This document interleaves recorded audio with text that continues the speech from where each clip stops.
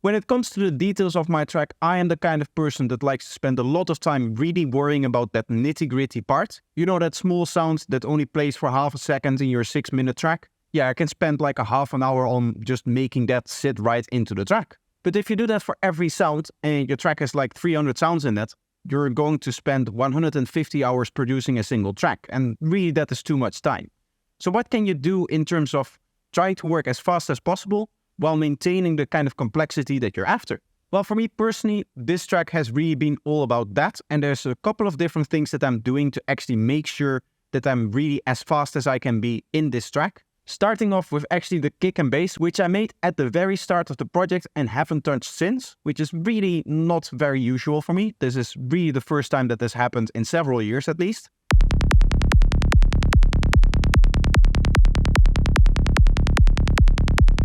But this kick and bass, all of the cueing, everything that you hear about this kick and bass was made at the very beginning of this production and I haven't touched it since. What I also haven't really touched since is the structure of this track. As you can see, if I open up the kick and bass, we have the bass line laid out over here. And then of course this is like a little extra thing where we have an extra bass line being part of the idea here.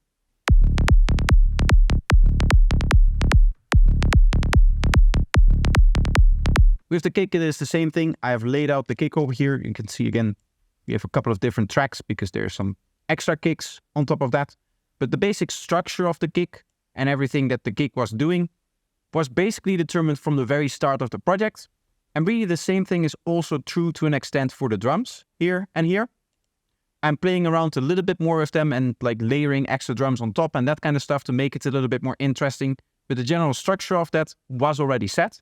And again, if you want to see that, you can note that in here in the structure track as well. Now, what this means is that really what I started off doing was I gave myself a blank canvas, which you can imagine are the boundaries of the painting canvas that is this production. And that means that for the longest time now, basically everything that I've been doing has been happening in these 4 groups, as well as everything that you see down below here in like extra drums, little fills, little extra additions, little snippets like that. But I don't have to go back into the kick and bass and I don't have to go back into the main drums and fiddle around with those anymore. This also means that I know exactly what the energy of this track is going to do over time. You can see the energy over here. If we look at it, we can see it's rising, rising, rising, rising. Here it goes down a little bit, but it's rising, rising, rising up even more. And here it goes a little bit lower. It rises. This is the progressive part, right? This is where we have the... So this by its very nature is already a little bit lower energy than just the standard rolling bass line that is nice and fast. You can see we have a little bit of a break here, we have a build up, and then we go back into the drop here, which is again rising in energy, rising a bit more here. We stay a little bit lower here, and then we have this build up. And then towards the end here, we have another very high energy part, and then comes the outro. Now, of course, this track isn't done, so the waveform is still going to change, but you can already kind of see the flow within the production that is about to appear. And again, the reason why I'm able to do that is because I already have the structure in my head and I know exactly what the track needs to do at any single point in time. I just need to design the sounds in order to do that. Now in the sound design department, this is really where I've been diving into it. And that is because this track is a lot darker than the style that I normally go for. So I really had to learn a lot of the sound design as I go. And that means that as I was going, I got really good at it because I was forcing myself to do it over and over again. And you can see in just the amount of one-shots that we have in this production, which again isn't finished, so this is going to grow even more. You can see that there's just a massive amount of different snippets of sounds, which is really how you force yourself to train sound designers to do it over and over and over and over again. And just to give you a listen to some of the one-shots that we have in here, you can hear that there's some pretty crazy stuff.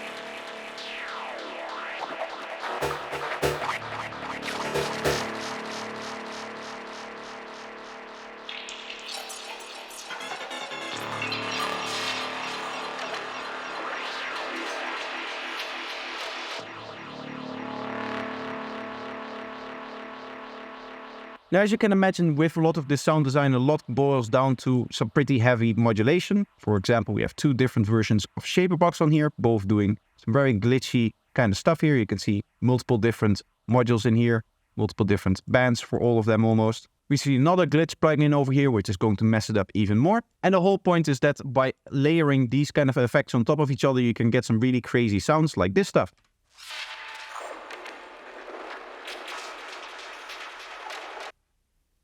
Which, if we listen to the start of it, if I just turn off all of the effects and whatnot,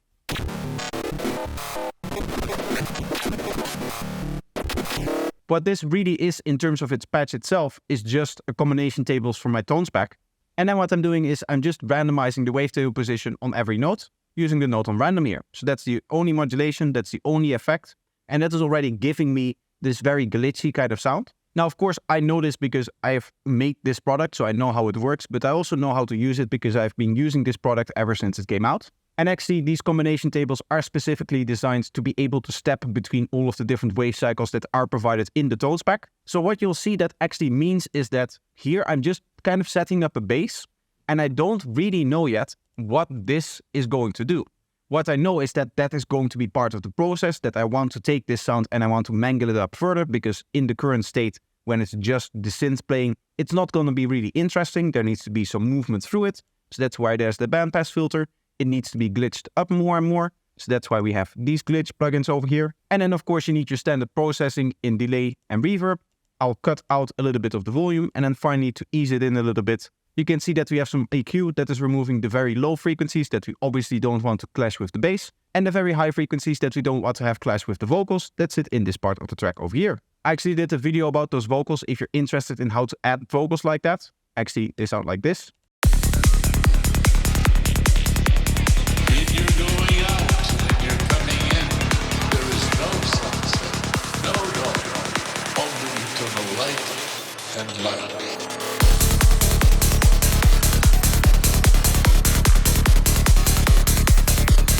If you're interested in learning to understand how you can add vocals to your track that stand out of the mix and that are actually understandable even in a high energy part of the track like this, then make sure to check out that video. So that is why that low pass is here. But in general, what you can see is that it's all about like thinking in small steps, right? You have, okay, we have the starting sound. I know that I want something glitchy, so I have the setup that generates something glitchy. We also have the arpeggiator, which is used to trigger it, and that is also used to make sure that multiple notes are triggered here. So what this arpeggiator is doing is, as you can see, it changes the note length constantly. And here I have it unsynced so that it doesn't really line up with the rhythm. That is then going into Serum, and that makes sure that you're going to have different sounds playing at different times. Because again, every time that the note plays, the wavetable position gets randomized, and then you're just going to go through all of these different cycles that you see here. So I know that part, I know that that is going to be able to give me a glitchy sound, and then I know like, okay, the next step is probably going to be some movement through that to make sure that it is a little bit more cohesive than just like really random blips and bloops, right? So that is where the bandpass filter comes in, and so you continue on and on and on with all of these processes. And really, that is the way that you can think about the complexity in an individual sound, is the more of these processes you add, it tends to be the case that the sound becomes more and more complex.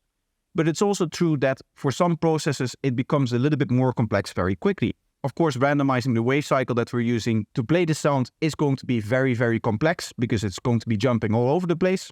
As opposed to say this sound over here where we just have an individual tones from the tones pack, so no wavetable modulation. As you can see, no effects, no other modulations whatsoever. This is literally just a Serum to host this individual wave cycle, and that is all that Serum is doing. And then again, of course, you can see the phase misters on here that is doing like the little bleep up and down that this sound has. Versus just this.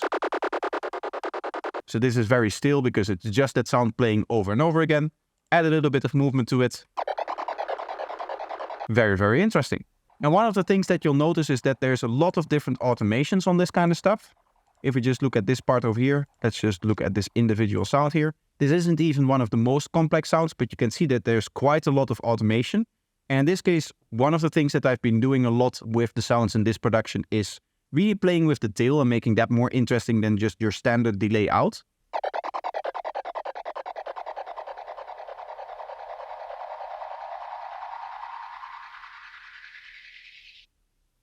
So here we get a little bit of a more reverberated tail then, and then it starts to rise up a little bit. So it's just adding a little bit of extra interesting movement after the sound has technically played its like main sound and we're more into the delay tail. But really when it comes to these details and when it comes to this kind of complexity, it doesn't really matter where you do it. You don't have to do it on the delay tail specifically.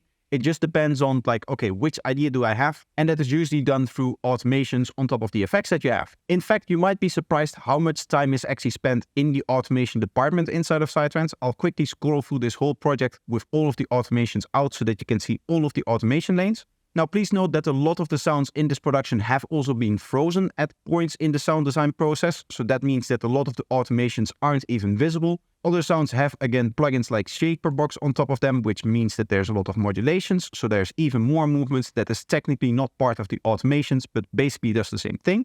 So you can imagine that there's just a lot of complexity going on in there. But one of the things that you'll notice is that some sounds and some categories of sounds in particular, stuff like the effects and the pads and whatnot, have less automations than something like a sequence or some of the more complex one-shots. And this is because, as I said before, you cannot really spend time on every sound making it complex. You kind of have to pick and choose your battles, right? You want to create cool sounds all the time, but at the end of the day, one, you only have so much space in your track, and two, you only have so much time to work on the track. If every sound was the coolest, the most complex sound ever, one, the track would be hella confusing because there would be too much going on, and two, it would take you a very, very long time to create it. So what I personally recommend is thinking about your elements in two different ways. You're going to have the more upfront elements and you're going to have the more support elements. And generally speaking, a main element, an element that sits more in your face in the mix, is also going to be more complex in terms of the automations, in terms of the processing that is needed, just in terms of getting to a sound that is interesting, whereas supportive elements tend to be more standard, stuff like basic squelches, basic particles work really well for this. If you're talking about sequences and one-shots, but you can also imagine that the supportive element would be, I don't know, a Reese bass below the pads in your break, for example, where the pads are really kind of drawing the attention of the listener and the Reese bass is just under there to add a little bit of stability and low frequencies.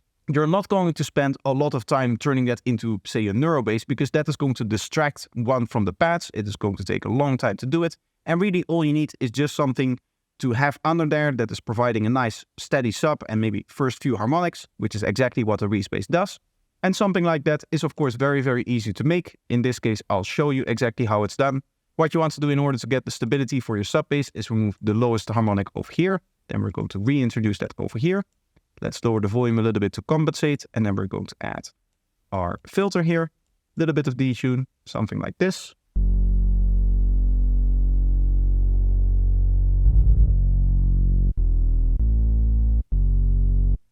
And there you have your Reese bass. So this is just an example of how quickly it should be for you to create some of the elements that your track needs, right? This is like 20 seconds it took me. Because by diminishing the time that you spend on those supportive elements and spending a little bit more time on your main elements, the details that actually matter, the details that the listener is actually going to hear, are going to be the details that you're actually working on. Another statistic that you might find interesting, but yet you may have never realized, is that when it comes to stuff like fills, especially when I'm doing a project where the fills are a little bit more complex, which is not the case for this project, but even here to some extent with some of these like end buildups and some of the more complex things that I'm doing in certain fills here, it tends to be the case that the amount of time that I spend on this part of the drop over here is the same amount of time that I spent on the fill. And the reason for that is this is where you have to transition.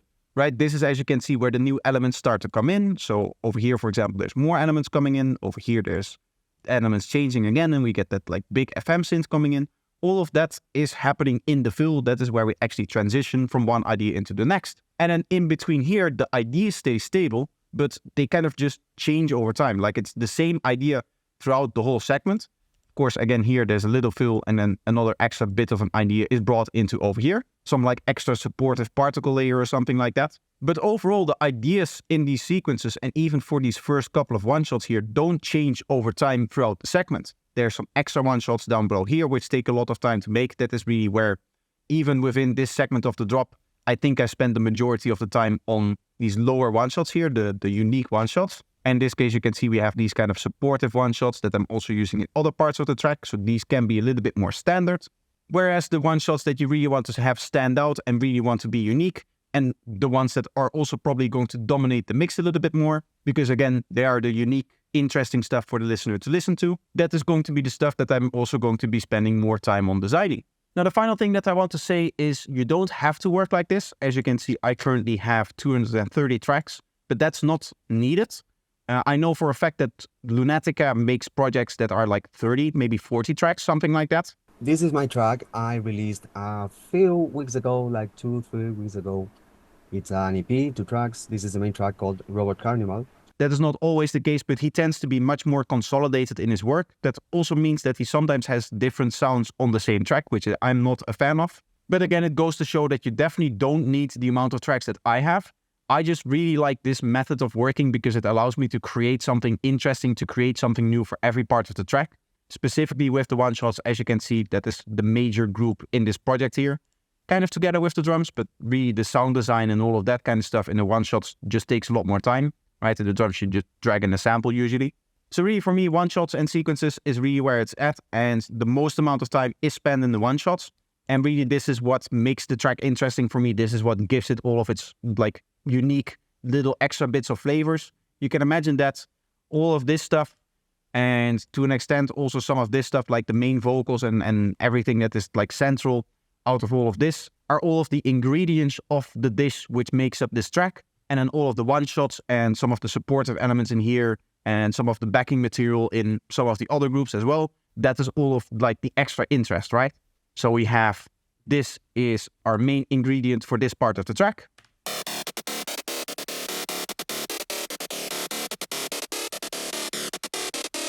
And then all of this other stuff is just there to add extra interest to that idea.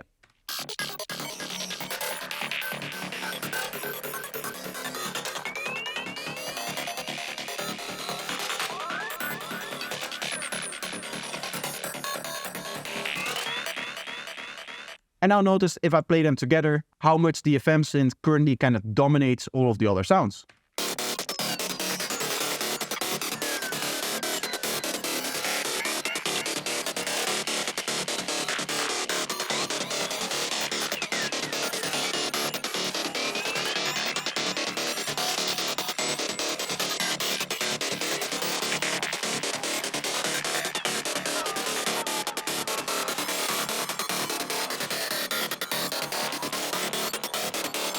One of the interesting things that I'm actually doing here is making a little bit of extra space in the high frequencies in the main element. So as you can see, we're cutting out some of the high frequencies using this auto filter over here. And that is just so that there is at least a little bit of space for these background elements to come in. So really the whole idea is that at the very beginning over here, this synth is really just all overpowering. And then slowly it pokes through a little bit less and then goes through and pokes through a little bit more again. And that's kind of like an alternating wave effect over 32 bars. Now, while all of these background elements may look very complex, this one is pretty decent in that it's just 3 different elements that are processed slightly differently and then grouped together. This stuff, as you can see, seems very, very complex. In fact, there's 8 synths responsible for this particular sound here. And as you can see, there's a whole big chain here that is like selecting between the different sounds and whatnot. I have other chains over here that is like randomly modulating an arpeggiator here to generate like random sequences. Now, while all of this stuff is very, very complex, this is actually a main element idea from a different project. So what I did is I imported this instrument rack with all of the triggering that goes around with it. So all of this stuff over here is for the triggering. And then just through some of the processing here later and through the ways that I'm actually adding it into the track and, you know, setting its volume and all of that kind of stuff, I'm actually taking this main element of one track and just demoting that to a supportive element so that I don't have to create the actual supportive element for this track. I say again, these supportive elements, but as you can see, there's so many different sequences and so many different things going on over here that I'm not really dealing with like one supportive element. Just like with your main element, it is still interesting to have different supportive elements in different periods of the track. So that's pretty much everything that I wanted to talk about for today in regards to complexity. Now, I think for most people, they are very scared of this kind of stuff when they see like 230 tracks in a project that is like half done. I can imagine that they really start to worry about like, oh, do I have to do the same thing in order to make my music? And as I said before, you don't really have to. At the end of the day, the complexity of your track is also an artistic decision that you're making. But I do think for modern psytrance, it tends to be very complex, and you'll see that many of the projects that you'll find have many different sounds, have many different details in different parts, and all that kind of stuff. So as I said before, the one-shots that are just adding a little bit of extra interest to a very small part of the track, it might seem like you're wasting a lot of time making those, but they are actually very, very important, and they are the parts that really set your track apart from, you know, just a different track with some of the same sequences and some of the same rhythms. It is more the one-shots and that kind of stuff where you can really, you know, create your own unique idea, in my opinion. Because we've all heard that big acid line before, we've all heard that big FM synth before, we've all heard those crazy particles before, all of that kind of stuff has already been done before in psytrance. It's just about, okay, how do you arrange that? How do you make that interesting? And interest is just added by adding extra detail. So that's everything for today. I hope you enjoyed this video. Let me know if you did by leaving a like and make sure that you subscribe to the channel. Of course, another way to support the channel is financially, which you can do in 2 ways. One of which is my Patreon, and the other one is participant. And the other one is purchasing some of my products, especially now when they're still on sale. So thanks if you do that, and I hope to see you in the next one. Bye bye.